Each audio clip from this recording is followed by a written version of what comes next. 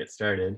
There may be a little bit of noise on my end as my partner's getting our babies situated here, but we'll just go ahead and start.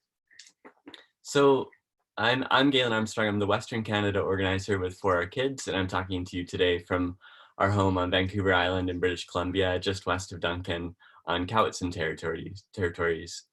First of all, I just want to say I hope you're all doing well and you're all healthy, and those that you love are healthy in these really crazy times. I'm really excited about our presentation today. It's really timely. We'll be joined in just a few minutes by Dr. Nicole Racine. And with everything happening in the world right now, I think it's the perfect thing. So I'll introduce her in a couple of minutes, but I also want to introduce you to our other organizer, For Our Kids organizer in Eastern Canada, Lela Bloomer, and Lela is on there somewhere. Lela, thanks for joining us, and Lela's going to help with the question and answer period in the second hour of this. I know we also have Matt Price on the call. He's the founder of For Our Kids. And for those who don't already know, For Our Kids is a network of parents and grandparents. Naturally, we're devoted to keeping our kids safe, and we know the biggest threat to their future is climate change. So we have teams taking climate action in different ways across Canada, and I see a number of our team leaders on the call right now. So thank you all for everything you do on top of your everyday duties as parents and grandparents. So if you aren't already involved with For Our Kids and you want to become involved, please do.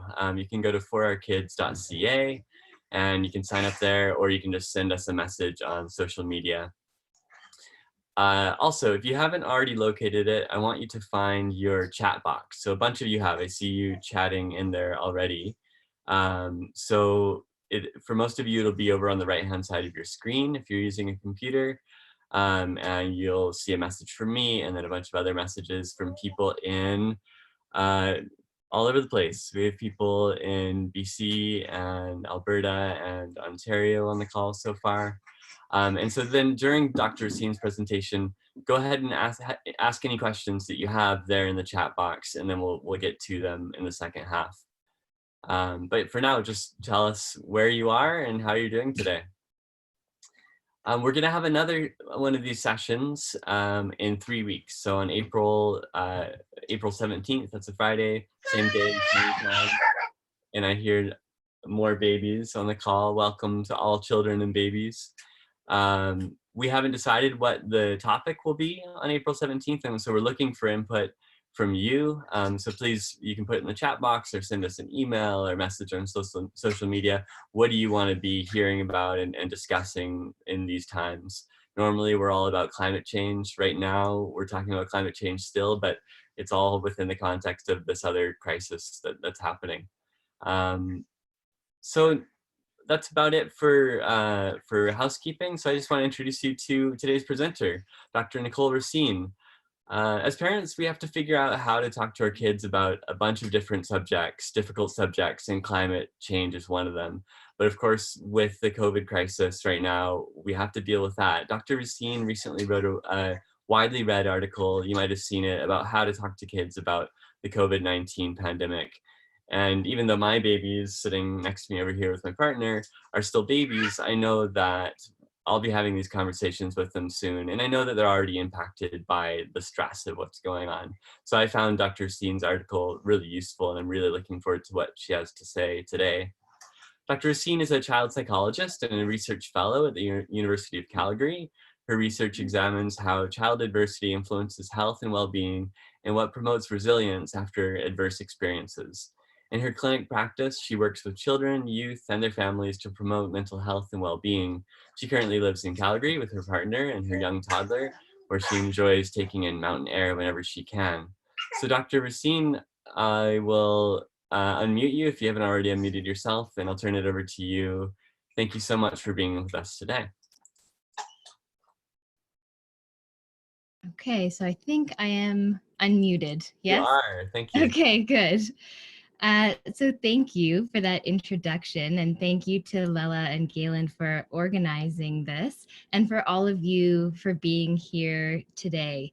I welcome little members, I welcome pet members. I think I see in the background a lot of the work that I've been doing at home in the last few months have, or last few weeks, sorry, have included all kinds of members. So welcome to all. I am going to start sharing my screen here and make sure that I'm on the right slide.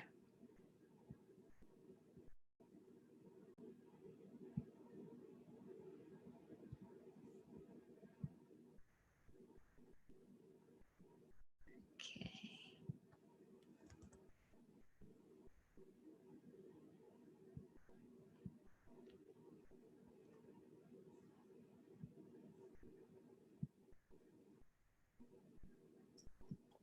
That looks great. Well, Okay, good. perfect. Here we go. Thank you. Thanks for the feedback. That's helpful. So thanks again for organizing this. I'm really glad to be able to share this information with you all today. And as parents, I recognize that there's a lot of collective wisdom in the room. So I'm also really looking forward to and hoping to hear from other parents who are here and caregivers about the experiences that they're having and knowledge and wisdom that they have on the topic. So I'll look forward to our discussion at the end of this short presentation. So to get right to it, I think, Galen already mentioned that the last 2 weeks have been pretty extraordinary.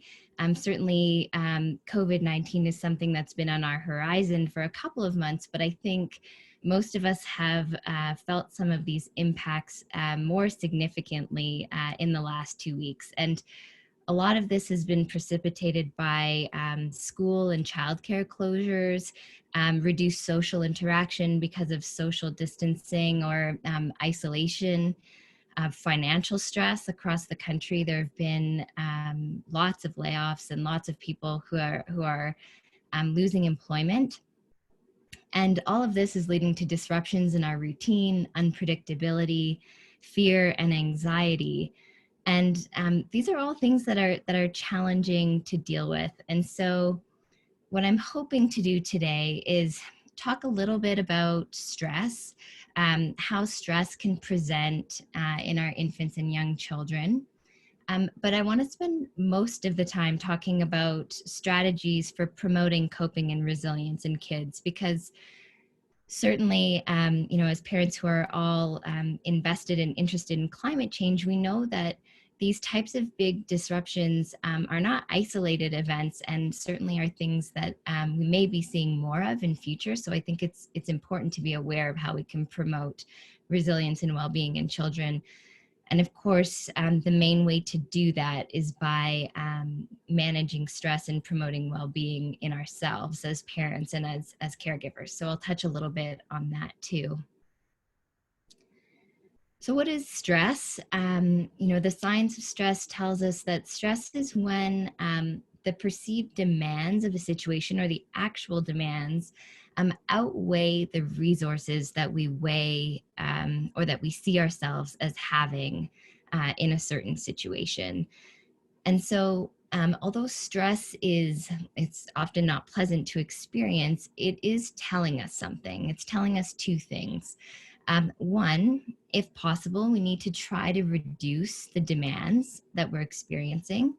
And two, if we can, we need to try to increase our resources.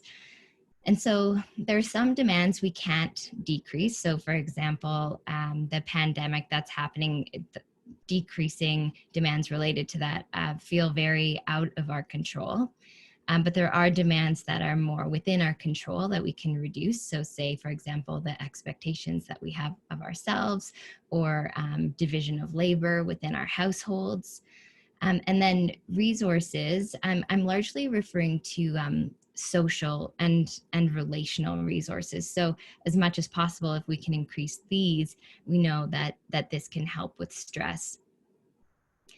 Now, there are different types of stress, and I want to highlight a little bit some of the differences between the three main types of stress. So the first is positive stress, and we all experience this as part of our everyday life, and our children do too. And we actually want them to experience positive stress, because positive stress leads to learning, it leads to growth. They're what make us full human beings. So, for example, meeting new people, writing a test at school, learning something new, these can all be positive sources of stress. Now, tolerable sources of stress are ones where, we experience physiological activation. But what makes the stress tolerable is that, especially for children, is that there are other individuals, caregivers, parents, teachers, who buffer this stress, so that actually help to make it manageable. So what you see in the image here are a parent throwing down a line rope so that this child can kind of hop over this obstacle. And I think I would view COVID-19 as a tolerable stress, something that, with support of parents and caregivers, is ultimately something that can be overcome. The third type of stress, which is actually the form of stress that I most typically study, is toxic stress. And toxic stress refers to really large, significant, long-lasting stressors that occur in the absence of caregivers and of support to help a child overcome. So what you see in this image here is actually a child who's facing these pretty insurmountable stressors without any support, and that's what would make a stressor toxic. Now, how these stressors can present in young children, and I'll talk a little bit about older children as well. So we can see a number of different indicators, and I'll touch on these briefly because what I really want to spend most of my time talking about is how we can promote resilience and what we can do about it. Some of you may have already started to notice signs and symptoms of stress in your kids. Certainly, I have in my daughter. I would say level of proximity needed to parents, and as well as heightened emotionality, I've definitely noticed. And this has been, I think, largely a result of shifts in childcare situation and of having to be at home. So we can notice lots of different stressors.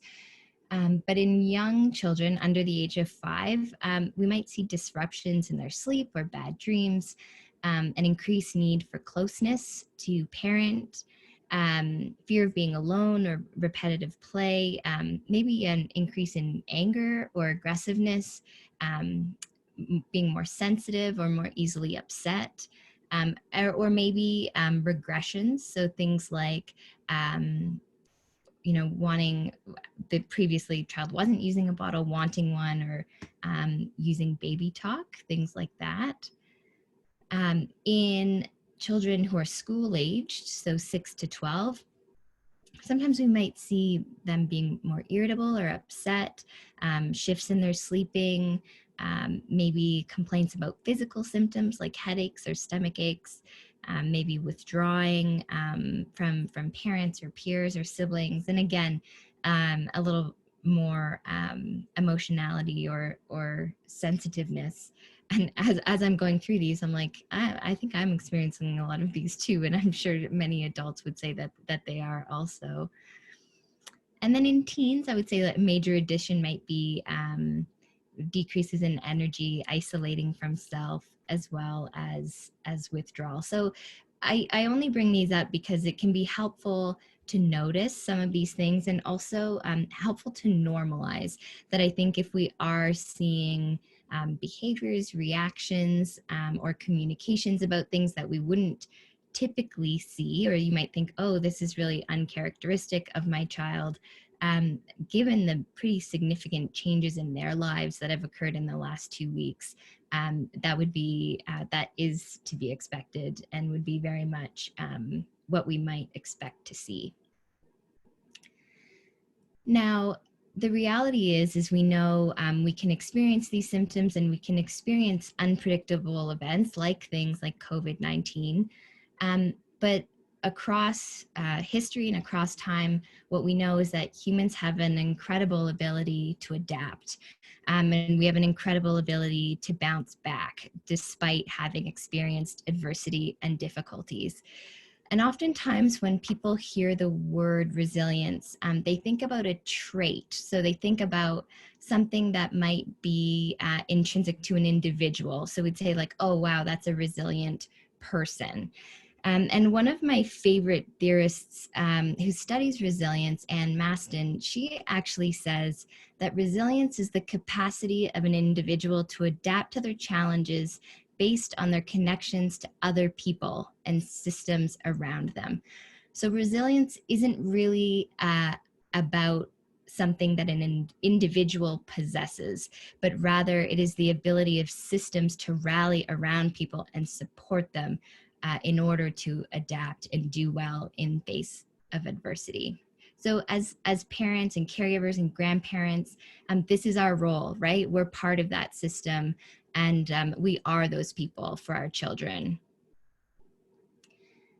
So this is just kind of depicting that, right? So resilience is outweighing negative experiences. So for example, the fear, anxiety, unpredictability, and uncertainty of our current situation related to the pandemic with positive supports. And by doing that, we can foster resilience in our children. So how can we do that?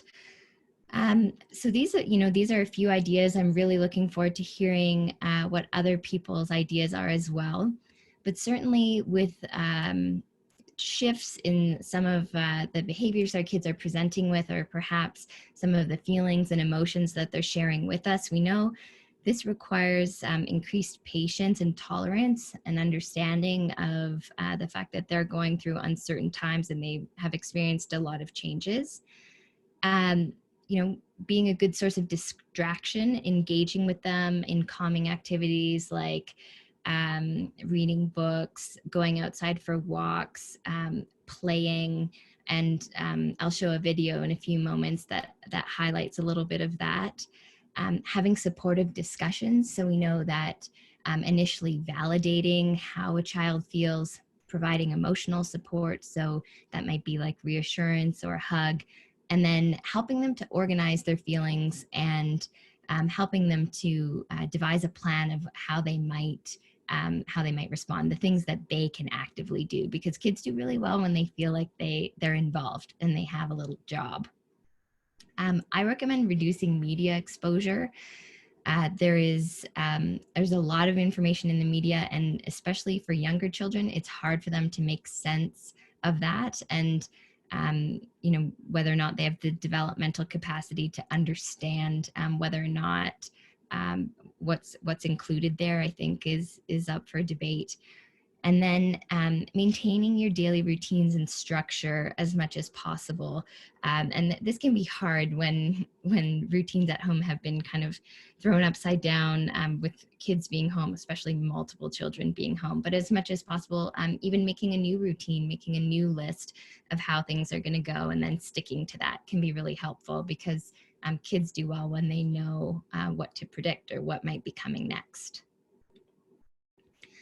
Other ideas include social connection with friends and family through video chat or phone calls, spending time outdoors when you can in a way that is distanced. Certainly being outdoors and in nature can be healing for all of this. Brainstorming and generating ideas for activities and routines or projects that people want to get up to with some newfound time. A practice of gratitude. This could happen at a family meal where everyone goes around and says one thing that they are grateful for about their day.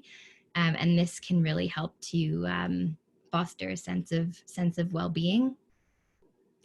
Becoming helpers. So this might mean if there are members of your community or within your family who require extra support. We know that not only adults, but also children gain a great sense of purpose and well-being from helping others. And then for parents, this idea of focus on the relationship. And so it can be hard right now because our kids aren't in school, and there may be a tendency to think like, oh, they're falling behind, or, are they doing enough schoolwork, or, they're not at their childcare, do I have enough toys at home?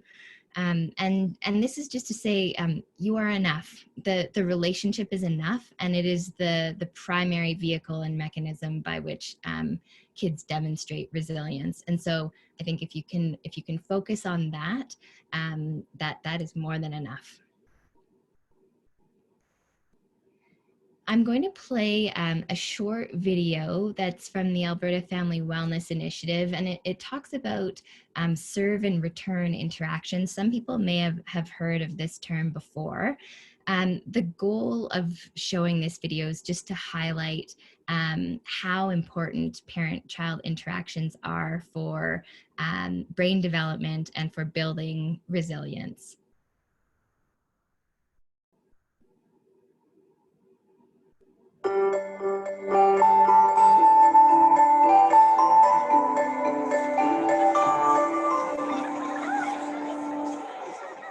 We're now learning about the many ways in which solid brain foundations are built and maintained in a developing child. One important way is through what brain experts call serve and return interactions. Imagine a tennis match between a caregiver and a child. But instead of hitting a ball back and forth across the net, various forms of communication pass between the two. From eye contact to touch, from singing to simple games like peekaboo. The child serves or indicates they're interested in something. The adult who's attentive to that child returns that interest, and that ramps up the child's enthusiasm, and they do the activity again. So when they're learning to read, the child shows an interest in a book. The adult sees that and reads to them. The child gets all excited and tries reading back. And then the child's using those circuits that underlie reading over and over again, driven by the enthusiasm of the interaction with the attentive adult. The response and attention a child receives from an adult when they are practicing certain social, emotional, and physical skills goes a long way to sparking that child's own excitement with learning and repeating certain actions. The child gets positive feedback from the adult and they try harder, so they're using that circuit again and again. That circuit will really be sturdy and will form a sturdy architecture for later life function.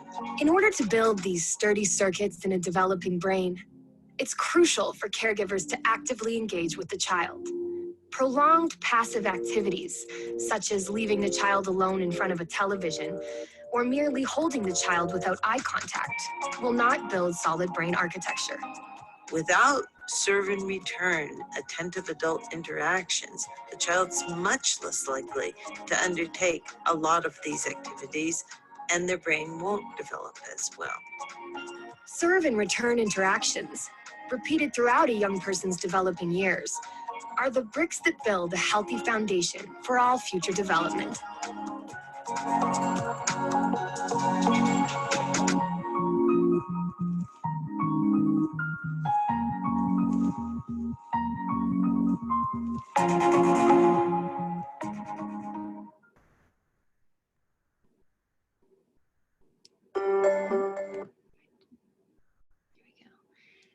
So I think just based on that video, highlighting this idea that I think through interactions with our children, especially positive ones, and being attuned to them and doing our best to meet their needs, we can, foster resilience and good brain architecture. One thing we know from the research is that even when children have experienced quite significant childhood adversity, so some of the toxic stressors I was talking about, if they also have high quality parenting or positive relationships with their caregivers, they're much more likely to have better outcomes. And so in this case, it was academic functioning, but certainly I think this holds true for mental health and well-being. So you might be thinking, okay, that's all fine and great. How do I do that? And how do I do that when I'm actually feeling pretty stressed out myself? And so what I want to spend the last few minutes talking about are how we can promote resilience for parents. How can we cope so that we're best able to support our children in some of the stress they are experiencing?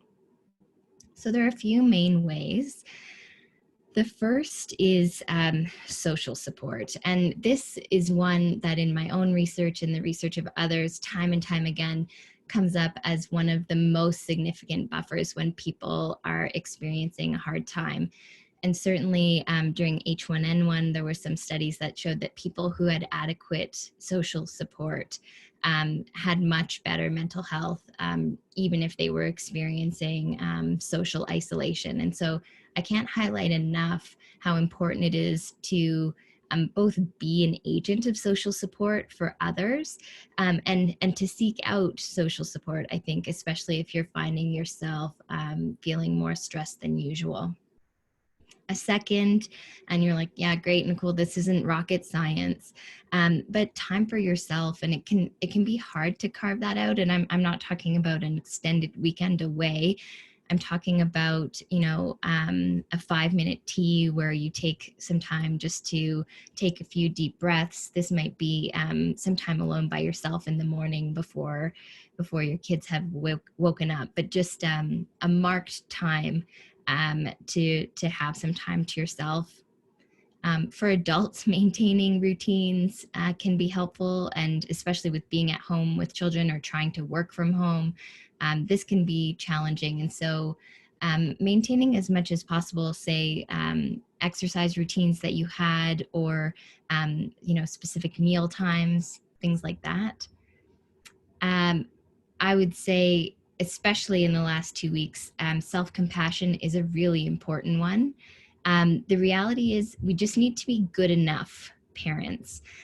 We don't need to be perfect parents, and there is no such thing as perfect parenting. And so when you have the moments of like, okay, I probably wasn't my best self in that moment, or maybe I'm not my best self today, that's okay. These are extraordinary circumstances, and I think that we're all good people just trying to do our best.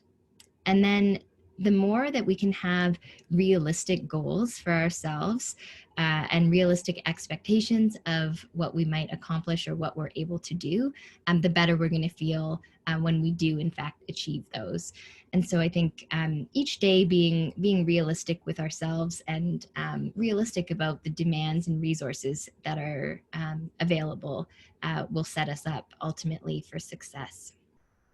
So just to before I close this out, I saw this on a counseling website, and I thought that it was funny. I wanted to share it, which is that I think in this time as parents, there are things we can control. So like our attitude, turning off the news, finding fun things to do at home, limiting social media, and then there is a whack of things that we can't control. And so accepting the things that we can control and taking action towards those, and then letting go of some of the things that we can't control can help to reduce some of our stress. So just to wrap things up, we know that children can experience stress related to some of the changes and shifts that they're seeing in their environment as a result of the large pandemic that we're seeing. Coping strategies and relational support from parents, I would say, are the most important factor that's going to help buffer kids in these instances. And self-care for caregivers and parents is crucial in being able to provide this supportive and loving environment that we're talking about. That's all that I have, and I am now, I think we're going to roll into questions, and I think Lela is going to be facilitating that. So thanks so much for being here and for participating and for your attention. Great. Thank you so much, Nicole. That was really excellent. And I was jotting down things that I can use. Like the practice of gratitude is something that I really want to bring into our lives here. And the idea of around the dinner table is great. And time for myself is another. And like, right, just a 5-minute tea, and remembering that I need that, and my partner absolutely needs that too. So thanks for that presentation. And so I think that Lela's already sending questions my way. She's gathering up questions from the chat box to help me sift through them. So let me see. We've got a question on the slide depicting the different kinds of stress: positive, tolerable, toxic. What is meant by parental aggression in that context? Parental aggression on the slide. Oh, I think it was maybe, I can go back to it.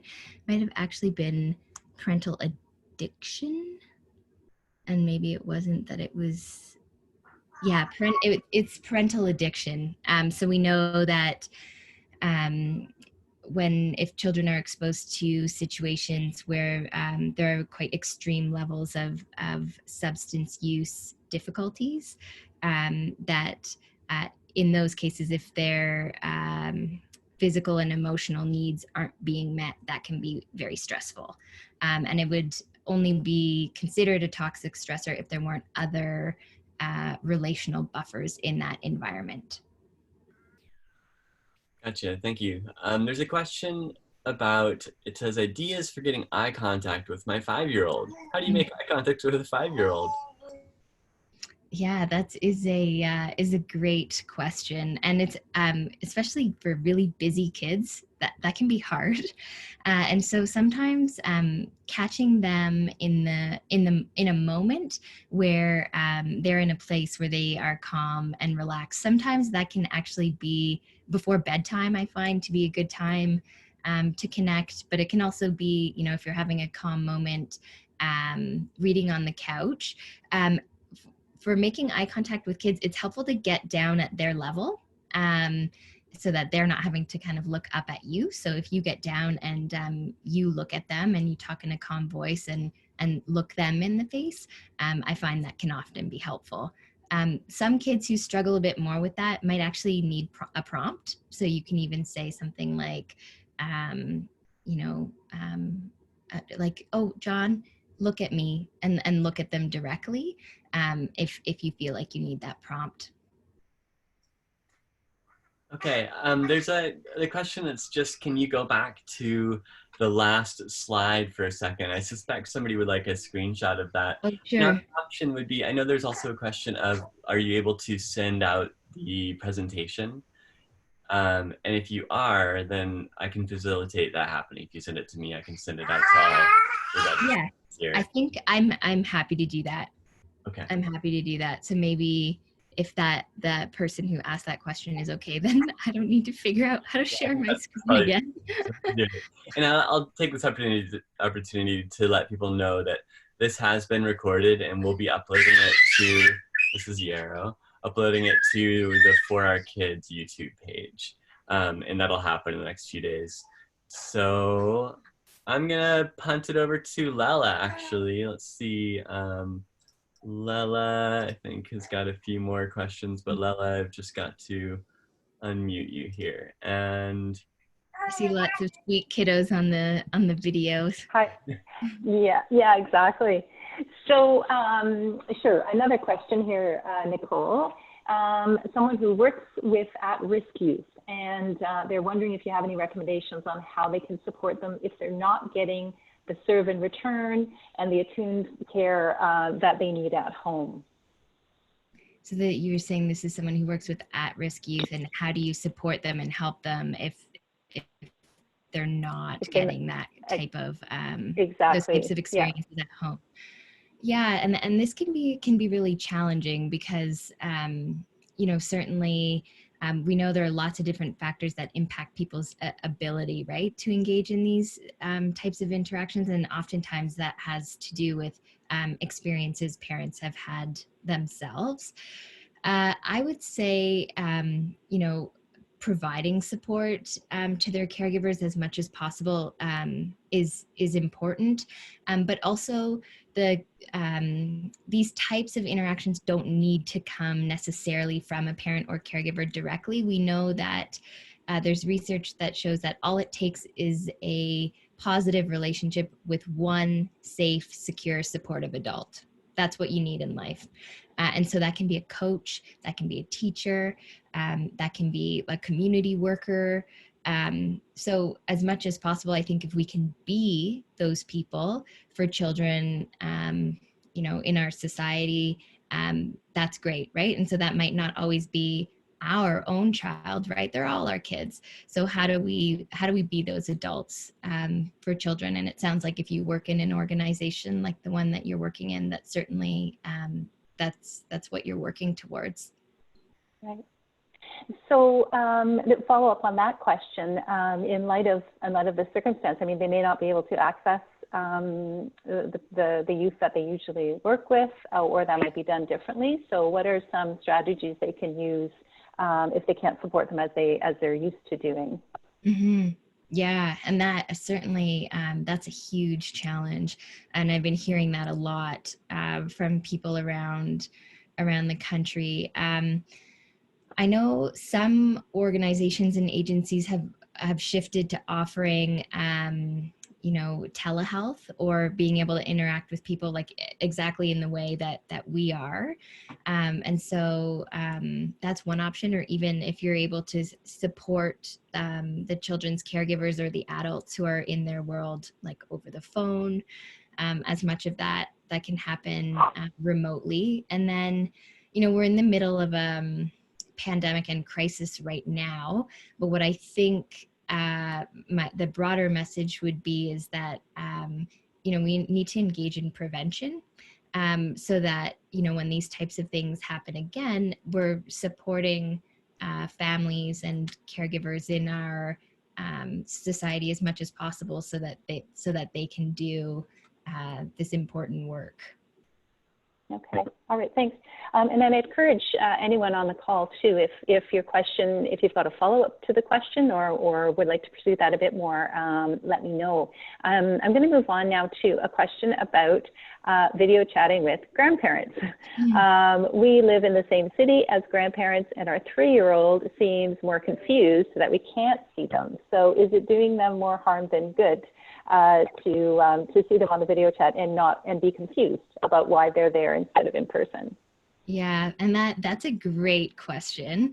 And I'm happy to send, I think in the presentation that I'll send along at the end, there's a resource about how to make the most use of video chatting for young kids that's provided by an organization called 0 to 3. Certainly, I think you can try to explain, especially to a 3-year-old, as much as possible the why.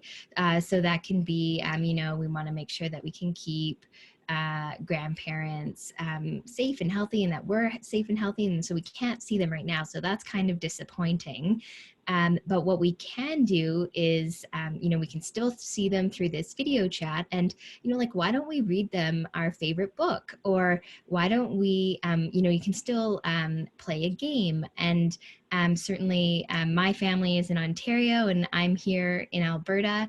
And we eat snack with my mom almost every day, and to the point where my daughter actually, is like feeding grapes to the video, and that it's good because it's engaging, right? It's not passive TV watching. We're developing and maintaining a relationship, and they play games and do things on video chat that they do when they're in person, and then when they see each other, it's like, oh, you're right back on the same page. Great. Okay, a couple more questions. Thanks. Keep them coming in here, guys. So question, this is it's like rapid fire questions. These are great. I'm really loving the questions. Absolutely. So a parent who has a teen with FAS and mental illness, who has the potential for physical and to be physically and mentally abusive to the younger children. Yeah. And this parent's also lost respite care because of the pandemic. So looking for some guidance in terms of what she can do to help her and manage her own stress as a single parent, and needing to provide constant supervision and stimulation. Yeah, it's that is a situation that is so challenging, and it's especially challenging when people have lost support and care that they were receiving in light of this. And so, there's no magic bullet, as I'm sure I would say, I think trying to manage stress in the way that we talked about, in terms of making sure that you're taking time for yourself and are able to have some time and space to help get that elevator back down to the main floor. And certainly providing constant supervision is really challenging. I'm hoping and assuming at some point that adolescent sleeps, and so if there's time that you can take during that time, and then I'm not sure what specific organizations you are connected to or affiliated with, but I would hope that there would be some attempt from organizations in the community to be doing something to reach out to families in this time, or provide some kind of service, even if maybe that is a phone chat. If you have family or friends, people you find supportive, reaching out to them so that you can, find some support in all of this. But certainly that's a really challenging situation. Mm-hmm. Thanks, Nicole. Okay, what would you recommend for maintaining the attention, so the serving back and forth piece, when both parents are required to work from home for long hours? So this is a parent with a child who's 18 months old, who is highly social, but has no interaction now with adults, as both of them are working at home, but they have work responsibilities, so they're not able to spend that time. Yeah, that is a great question, and I have found myself in that situation. I don't know if you have specific work hours that you're required to do, if one of you has some flexibility in that, to kind of, what would we call it, like tag team or split up the day in terms of time where you're kind of on shift, on or off. This is so hard. It's not sustainable, right? And these are extraordinary circumstances. We're not usually required to parent and work at the same time. Like I said, we just need to be good enough parents. We may be using strategies that, we wouldn't necessarily use as much in typical times, that we might use more now. So say, for example, like screen time is something that comes to mind. We know there's recommendations around screen time and guidelines, and we try not to exceed them. These are extraordinary times. It's not what you do in a short period of time, it's what you do for long periods of time, right? And with screen time, say, as much as possible, choosing educational content, watching with them, things that are going to be engaging and interactive. And then I don't know how flexible or understanding your work has been. Certainly in some work environments, I think there's a little bit more understanding where maybe some of the requirements or expectations also might be lower. And I have found, actually, working at home, I am able to do more in less time. So because there's not the chit chat, people aren't stopping by my office to say hi, or I'm not being distracted by things that would normally happen at work. And so I have been okay with spending less time because I think I can do more in that time. Great. So related to that, a couple more questions about screen time, right? How much is too much? And I think one question was specifically about like a 4-year-old, so that's age range.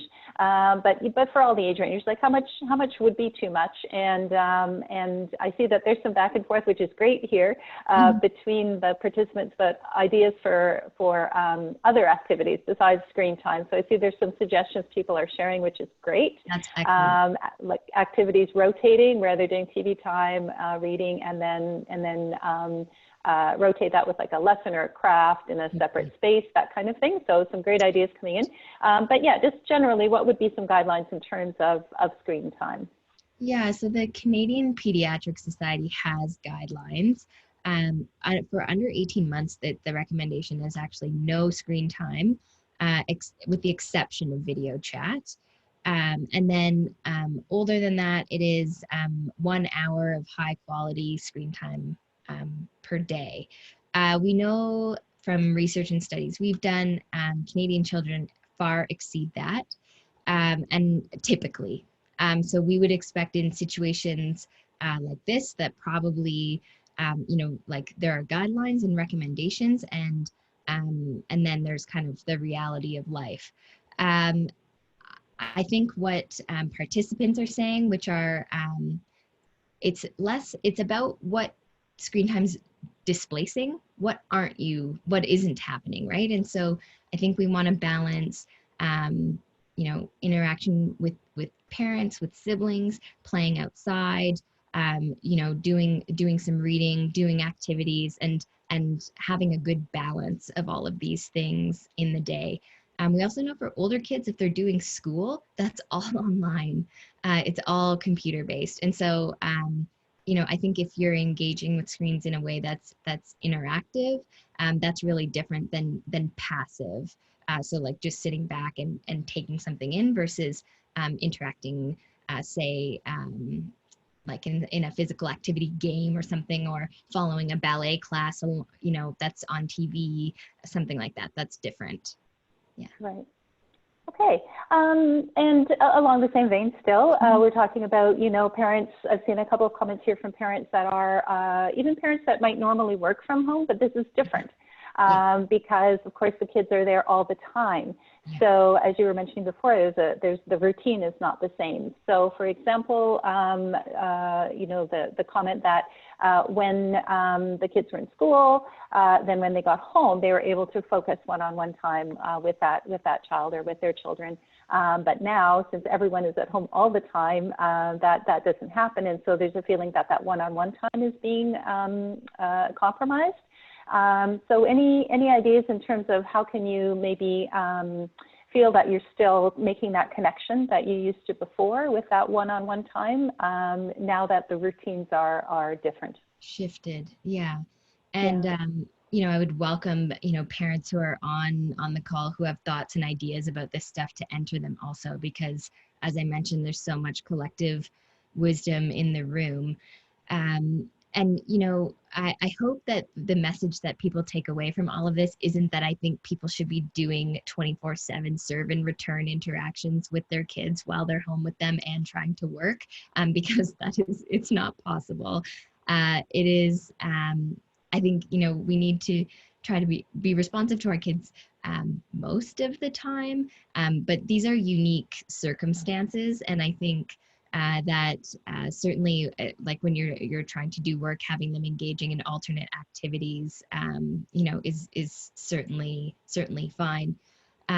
It may involve, I'm not sure, what your routines look like for putting your kids to bed, but if that involves, one of them reads independently while you are putting the other one to sleep, and then kind of switch, or maybe, and the time that when we talk about that special one-on-one time, it doesn't need to be long. It can be brief. So when I work with families who are just starting to implement these types of things and are working hard on these interactions, we actually recommend 5 minutes a day that they have that special one-on-one time. And so it's not, you don't need to do a lot of time. It just needs to be some time. That's good to know. That's good to know, because that really doesn't sound like, it sounds very achievable, right? 5 minutes a day as a start. Yeah. Sometimes it feels like an eternity, but other times it feels achievable. Yeah. Yeah. Yeah. So we are coming up to about 10 minutes left in here, and so I just want to let people know that we'll probably be wrapping it up shortly. But if you've got some more questions, please share them, and then we'll follow up with them later. But one question I wanted to get to before we wrap up was a question about when there's shared custody. So. And the parents involved are following different practices. So different routines. So someone sharing custody of their 5-year-old daughter, and her former partner has been showing the daughter news and videos of people in hospitals. So she's feeling that her daughter is very stressed out by the images that she's seeing. So how can she support her daughter when she's with her? Yeah, that's a great question. I hear questions like that a lot about differences in parenting approach or parenting strategy. And certainly, I'm sure you have communicated, you may have communicated to your co-parent how you feel about it, and that may have been received or not received. But as we talk about, the things that are in our control, that certainly to a large extent sounds like something not necessarily in your control. And so, I think as much as possible, being available to your child to process or talk about some of those things. And I think providing accurate information or trying to clarify any questions that she might have. Obviously the best option would be like limiting exposure to those types of things. But you can opening up that conversation by asking like what she thinks about it, what she knows about it, and then clarifying with accurate information. The World Health Organization on their website has great information on how to talk to kids with age-appropriate information. And so you can help to clarify some of that and to provide reassurance and remind her of what the things that you are doing in your home and with her that are gonna be helpful for coping, right? So that you're washing your hands, that you guys are doing a good job of social distancing, that you're taking all of these active steps, that you're doing things that are active to help stay well. Great, thank you, Nicole, and thanks to everyone for the questions. I think we'll wrap it up. I wonder, Nicole, is there anything that you wanted to add before we close out? Just thank you so much to everyone for coming and showing up today, and for people who posted in the chat their ideas and shared their collective wisdom with each other. And then I think finally just courage, parents, we got this, we can do this, this is hard. But I think, by supporting each other, we'll get there. Awesome. Thank you so much. Yes, we can. You've given us a ton of really good tools for addressing this crisis, and I see lots of comments thanking you, and thank you for the comforting and encouraging information, says one person, and I second that. So as I said earlier, the recording of this presentation will be made available on the 4Hour Kids YouTube page in the next few days, and then we'll link to it from our website, which is 4hourkids.ca. Our next webinar will be in 3 weeks on Friday, April 17th, at the same time as today. So make sure you're signed up for updates on our website so you receive the details on that and what the topic is going to be for that one. And again, if you've got ideas, things you want us to be talking about or bringing people in to talk about, please let us know. And Lela, thank you so much for co-hosting with me and for taking over the questions when Yarrow was wanting some connection from me. And thanks to everyone who joined today. The best way that you can thank us is by sharing a link to our website on your social media, or just telling a parent or grandparent why you're involved in the 4Hour Kids Network and inviting them to get involved. For the team leaders on the call, we'll talk to you this Monday, and we'll send you another reminder